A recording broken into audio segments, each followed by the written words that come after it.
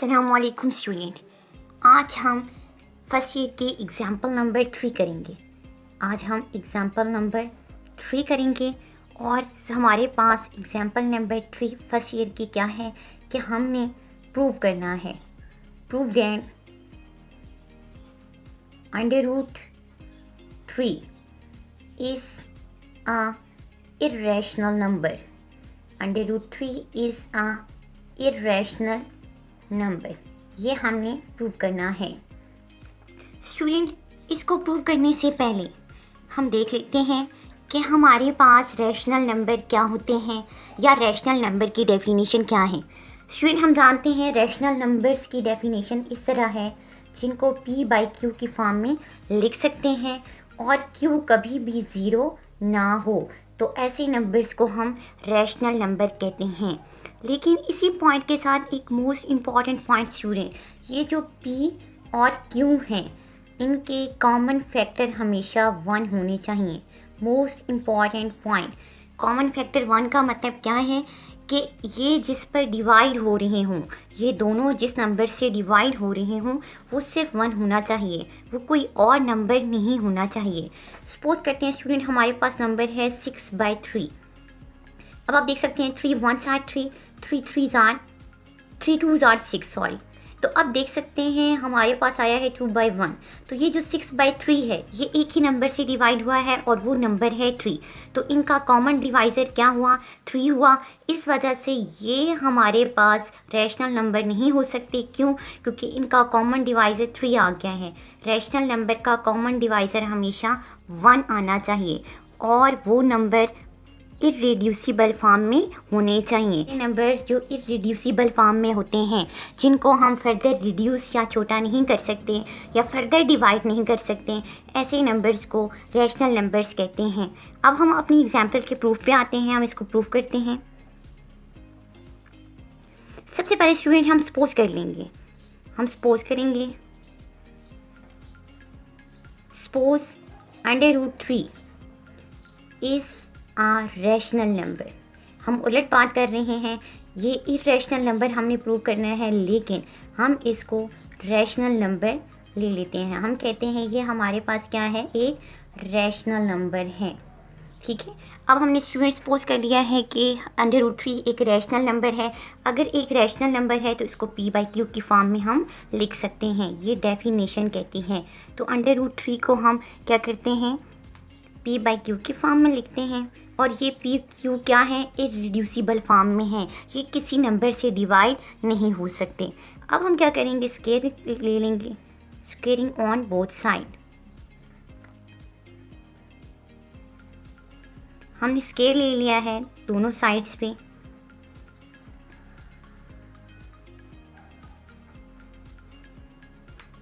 Square लेंगे तो student क्या होगा, आप देख सकते हैं हमारे पास क्या आ जाएगा, 3 एंड स्क्वायर रूट 2 से कैंसिल हो जाएगा और यहाँ पे क्या आ जाएगा, p² डिवाइड बाय q²। यहाँ आ गया है। अब देख सकते हैं q² इधर डिवाइड हो रहा है, जब वो 3 के साथ जाएगा तो क्या हो जाएगा, मल्टीप्लाई। इक्वेशन की दूसरी साइड पे जाएगा तो वो मल्टीप्लाई हो जाएगा और ये आ जाएगी इक्वेशन नंबर 1। इक्वेशन नंबर 1 हमारे पास क्या आई है, 3q² is equal to p²। अब स्टूडेंट यहाँ से क्या देख रहे हैं, हम देख रहे हैं ये जो 3 है q के साथ तो मल्टीप्लाई हो रहा है, लेकिन दूसरी साइड पे जाएगा तो p² के साथ क्या होगा, डिवाइड होगा। तो हम कह सकते हैं 3 डिवाइड p²। अगर 3p² को डिवाइड कर रहा है, मोस्ट इम्पॉर्टेंट पॉइंट स्टूडेंट, जब एक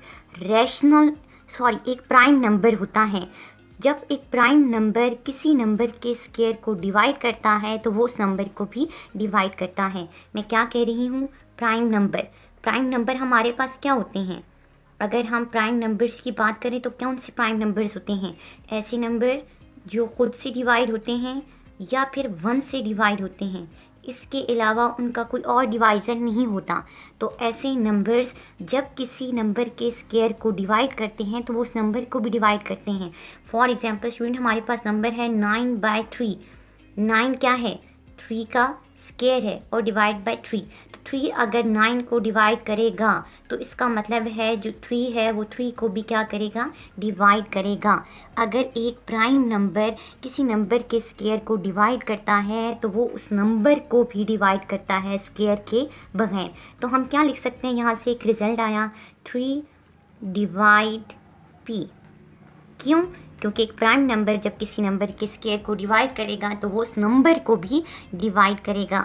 अब हम कहते हैं जब 3 ने p को डिवाइड किया है तो p डिवाइड बाय 3 आया है और वो हमारे पास कोई ना कोई आंसर आया है। जैसे देखें, हम कहते हैं 9 क्या है, 3 का स्क्वायर। हम कहते हैं p इक्वल टू 9 था, जब ये 9 था तो 3 का स्क्वायर आ गया डिवाइड बाय 3।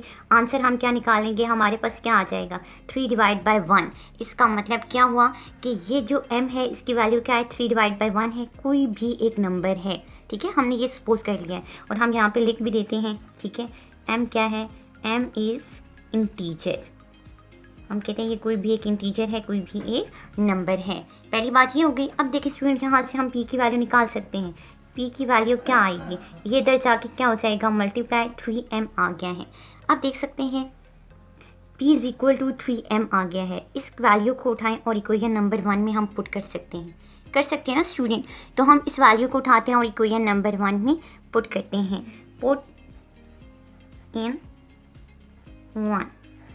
इक्वेशन नंबर 1 में जब हम इसको पुट करेंगे p स्क्वायर की जगह तो क्या इक्वेशन बन जाएगी, 3q स्क्वायर वैसे ही आ जाएगा इक्वल टू p स्क्वायर की जगह हम पुट कर देंगे 3m होल स्क्वायर आ जाएगा। ठीक है, अब जब हम इसको सॉल्व करेंगे स्टूडेंट तो हम कैसे सॉल्व करेंगे, 3q square is equal to 3 3 ज़ा 9 एंड m स्क्वायर आ जाएगा।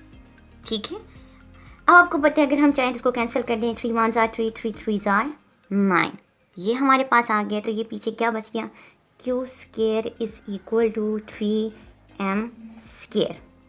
ये अब हमारे पास आ गया स्टूडेंट। अब आप देख सकते हैं स्टूडेंट कि हमारे पास जो रिज़ल्ट आया है, ठीक है, वो क्या आया है, q square is equal to 3m square. अब यहाँ से हम क्या कर सकते हैं, देखिए इससे क्या पता चल रहा है कि ये जो 3 है ये q क्या कर रहा है, डिवाइड कर रहा है। तो क्या मैं यहाँ से लिख सकती हूँ, जो 3 है वो क्या कर रहा है, डिवाइड कर रहा है। किसको डिवाइड कर रहा है, 3 डिवाइड q स्क्वायर। और एक प्राइम नंबर जब किसी नंबर के स्क्वायर को डिवाइड करता है तो वो उस नंबर को भी क्या करता है, डिवाइड करता है। तो 3 डिवाइड q, ये बात हो गई। ऊपर मैंने क्या कहा, 3 डिवाइड p। अगर मैं इसको इक्वेशन नंबर 2 का नेम दे दूँ और इसका 3 डिवाइड q इक्वेशन नंबर 3 का नेम दे दूँ, तो इक्वेशन नंबर 3 और इक्वेशन नंबर 2 से हम क्या कह सकते हैं, from equation 2 and 3, from equation 2 and 3 मैं क्या कह सकती हूँ, from equation 2 and 3 p and q का कॉमन फैक्टर क्या आ गया है, 3 आ गया है। कॉमन फैक्टर मतलब क्या, ऐसा नंबर जो इन दोनों को डिवाइड कर रहा है वो सेम आ गया है। स्टूडेंट हमने क्या कहा, रैशनल नंबर क्या होते हैं, ऐसे नंबर्स जिनका कॉमन फैक्टर 1 होना चाहिए, जो सिर्फ एक ही नंबर से डिवाइड हों और वो सेम नंबर जस्ट 1 होना चाहिए और वो इररिड्यूसिबल फॉर्म में हों। तो ये जो p और q आए हैं ये तो इररिड्यूसिबल फॉर्म में नहीं आए, ये तो 3 से डिवाइड हो रहे हैं। अगर ये 3 से डिवाइड हो रहे हैं तो ये रैशनल नहीं हो सकते। अगर p बाई q फॉर्म अब रैशनल नहीं आई तो इसका मतलब है √3 क्या हुआ, रैशनल नहीं हुआ। तो ये क्या हो गया है, ये गलत हो गई है। ठीक है, हमने जो कहा है वो बात क्या होगी, गलत होगी। तो अब हम क्या कहेंगे, दिस इज़ कॉन्ट्राडिक्शन। क्या लिखेंगे, this is contradiction,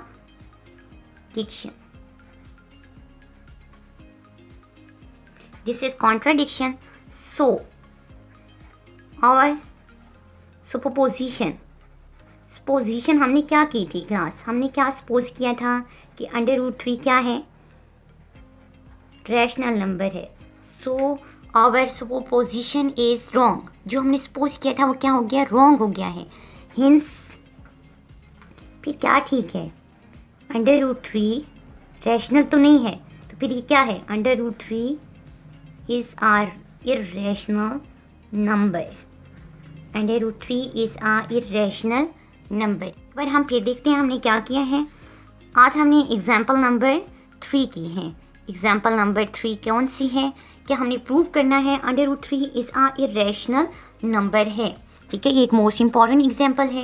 rational number क्या होते हैं? जिनको p बाई क्यू की फॉर्म में लिख सकते हैं और q कभी भी 0 नहीं होता। और इसके अलावा इनके कॉमन फैक्टर हमेशा 1 होने चाहिए। ये जो एक सेम नंबर जिससे ये डिवाइड हो सकते हैं वो सिर्फ 1 होना चाहिए। इसके अलावा कोई और नंबर इनको डिवाइड ना कर सके। अगर कोई ऐसा नंबर है जो रिड्यूसिबल फॉर्म में है जिसको हम फर्दर डिवाइड कर सकते हैं वो रैशनल नहीं हो सकता। सबसे पहले हमने उलट बात की, अंडर रूट 3 को रैशनल नंबर सपोज कर लिया। अगर ये रैशनल है तो ये p बाई क्यू की फॉर्म में लिखा जा सकता है। हमने इसको p बाई क्यू की फॉर्म में लिखा, दोनों तरफ स्केयर लिया। स्केयर लेने के बाद हमारे पास ये वैल्यू आई। ये बताती है जो 3 है वो p स्केयर को डिवाइड कर रहा है। जब एक प्राइम नंबर किसी नंबर के स्केयर को डिवाइड करता है तो वही नंबर उस नंबर को भी डिवाइड करता है। तो ये हमने कहा 3 डिवाइड p और इक्वेशन नंबर 2 आ गए।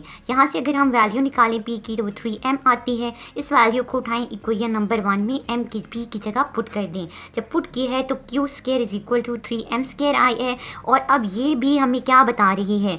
ये इक्वेशन भी हमें बता रही है कि 3 जो है वो q स्क्वायर को डिवाइड कर रहा है। अगर वो उसको डिवाइड कर रहा है तो उस नंबर को भी डिवाइड करेगा।